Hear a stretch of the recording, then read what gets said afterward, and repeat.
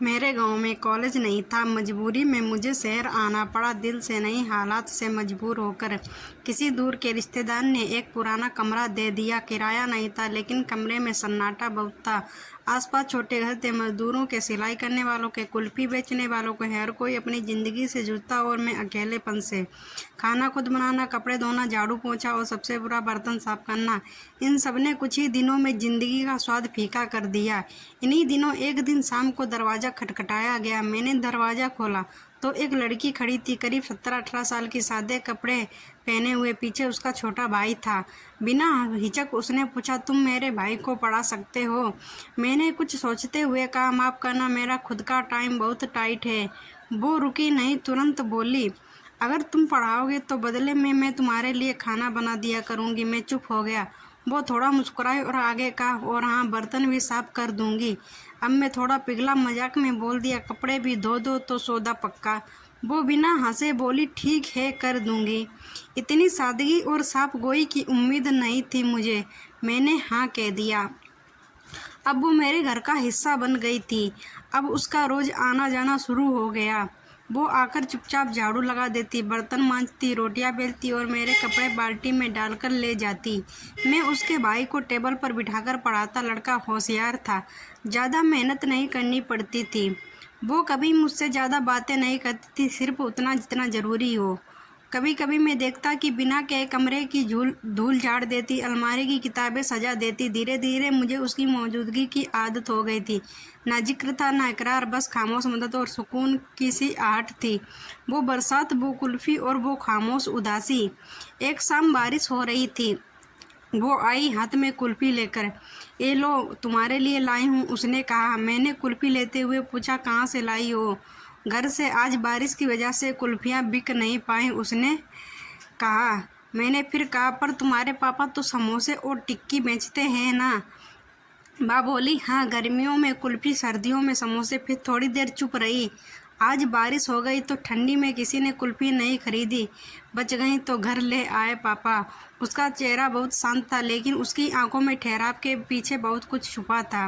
उस दिन मैंने उसे अलग तरह से देखा। उसकी उम्र भले कम हो, लेकिन अनुभव की रेखाएं चेहरे पर साफ नजर आ रही थी।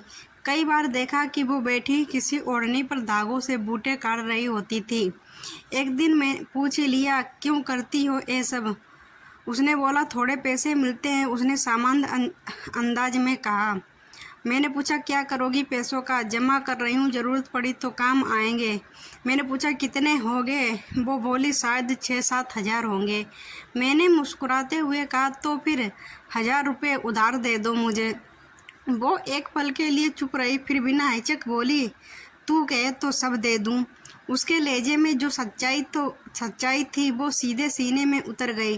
शायद वो उस पल में बहुत कुछ कहना चाहती थी, लेकिन मैं तब समझ नहीं पाया। कुछ दिनों बाद मैंने अपने बैग की छोटी जेब में सूखी गुलाब की पंखुड़ियाँ देखी। मैं मुस्कुराया। शायद किसी दोस्त ने मजाक किया होगा, यही सोचकर नज़रअंदाज कर दिया। और एक दिन सब बदल गया।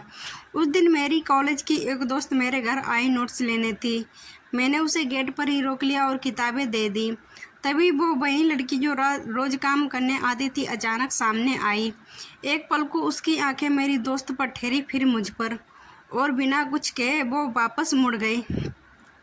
अगले दिन एक सन्नाटा था। दोपहर में वो आई, एकदम शांत, पर उसकी आंखों में बवंडर था। अब से तुम्हारा कोई काम नहीं करूँगी, उसने मुझसे कहा। मैं हक्का बक्का हो गया। मैंने पूछा, क्या हुआ? बा बोली, बस नहीं करूँगी, और मेरे भाई को भी मत पढ़ाना। मैंने पूछा, तुम नाराज हो क्या मुझसे? वो मेरी ओर देख नहीं रही थी, बस चुपचाप मेरे कपड़े समेटने लगी, जो मैं हमेशा इधर उधर फैला देता था। देखो, तुम्हारे पैसे मैं कल दे दूँगा। पैसे नहीं चाहिए मुझे, उसने बोला। तो फिर क्या बात है? मैंने उससे पूछा। वो रुकी, कुछ पल के लिए मेरी तरफ देखा गहरी स्थिर निगाहों से, फिर बोली, तुम बहुत कुछ समझते हो, फिर ये क्यों नहीं समझा? उसकी वो नज़रें मेरी नींद तोड़ने के लिए काफ़ी थी, पर मैं तब भी बेखबर था। अगले दिन वो नहीं आई। मुझे बेचैनी होने लगी। दोपहर को सीधे उसके घर गया। उसकी माँ ने दरवाज़ा खोला, बोली, बिटिया को बुखार है, बिछावन से उठी नहीं है सुबह से। मैं भीतर गया। वो चारपाई पर पड़ी थी, करवट लेकर मुंह छुपाए। मैंने उससे पूछा दवा ली क्या? वह बोली नहीं। मैंने पूछा क्यों नहीं ली? उसने बोला मेरी मर्जी, तुझे क्या? वो बुदबुदाई। मैंने धीरे से उसका हाथ छुआ, तप रहा था। मैं डर गया। मैंने उसकी माँ को बुलाया और दोनों मिलकर उसे नज़दीकी हॉस्पिटल ले गए। डॉक्टर ने उसे एडमिट कर लिया। बुखार तेज था, शरीर कांप रहा था। कुछ टेस्ट किए गए, रिपोर्ट देर रात तक आई। डेंगू की पुष्टि हुई। उसके शरीर में प्लेटलेट्स तेजी से गिर रहे थे। डॉक्टर ने तुरंत खून चढ़ाने की सलाह दी। मेरा खून उससे मैच कर गया। मैंने बिना सोचे खून देने की हामी भर दी। जब बोतल से खून उसके शरीर में उतर रहा था तो ऐसा लगा मानो मेरे अंदर की सारी भावनाएं उसी के लिए बह रही हैं। डॉक्टर ने कहा प्लेटलेट्स कम हैं और खून चाहिए। मैंने कॉलेज से अपने दोस्तों को बुलाया। कुछ ही घंटों में 8-10 लड़के आ गए। सबने मिलकर खून भी दिया और ढेर सारा हौसला भी। रात के 2 बजे होंगे। मैं उसकी बेड के पास बैठा था। उसकी आंखें आधी खुली थी। उसने मेरी उंगलियां थाम ली और कहा पता है पहली बार जब तेरे लिए रोटी बनाई थी ना, उसी दिन से दिल जुड़ गया था तुझसे। मैं कुछ कह नहीं पाया, गला भर आया। पर तू समझा ही नहीं। मैं जब भी दिल की शक्ल वाली रोटियां बनाती सोती तू समझ जाएगा। मेरी आंखों से आंसू गिरने लगे। मैंने वो गुलाब भी तेरी जेब में रखा था, पर तू तो पागल था। मैंने उसकी बात पूरी की। अब समझ में आ गया है, पर अब तू ठीक हो जा प्लीज़। मैंने उससे कहा सुनो, अगर मैं ठीक ना हो पाई तो एक बार क्या, बस एक बार सीने से लगा लो ना, ताकि ये आरज़ू अधूरी ना रह जाए। मैंने उसे खींचकर अपने पास कर लिया। वो मेरे सीने से लगी रही देर तक और मैं सिर्फ सांसें लेता रहा। शायद आखिरी बार उसे यूं महसूस करते हुए। रात लंबी थी। अस्पताल की ट्यूबलाइट की दुधिया रोशनी, मशीन की धीमी बीप और मैं उसकी हथेली थामे बैठा था। वो कभी आंखें खोलती, कभी बंद करती। बुखार कम हो गया था लेकिन थकावट उसके चेहरे पर साफ नजर आ रही थी। सुनो, उसने धीमे से कहा। मैंने कहा हूँ। तुम अभी भी जाग रहे हो? मैंने बोला हाँ। पगले, बीमार मैं हूँ, तू क्यों अपनी तबीयत बिगाड़ रहा है? मैं मुस्कुराया, उसकी हथेली पर अंगुलियाँ फिराईं। जब तू ठीक हो जाएगी तब मैं एक लंबी नींद लूँगा। वो थोड़ी देर चुप रही, फिर बोली एक बात बताऊँ? मैंने कहा हाँ बताओ। तू मुझे ना उस दिन से अच्छा लगने लगा था जब तूने मजाक में कहा था कपड़े भी धो दो तो पड़ा दूंगा। मैंने उसकी ओर देखा। आंखें चमक रही थी बुखार के बावजूद। तब मैं हंसी नहीं थी, पर दिल कहीं हंस पड़ा था। उसने मुझसे कहा और मैं भी उसके साथ हंसने लगा। वो गुलाब की पंखुड़ियाँ, तुम्हें सच में कुछ समझ में नहीं आया? उसने मुझसे पूछा। मैंने बोला नहीं। और जो मैं कभी कभी दिल जैसी रोटियां बनाती थी वो भी तुझे समझ में नहीं आया? मैंने बोला अब समझ में आया है बुद्धू। वो मुस्कुरा दी।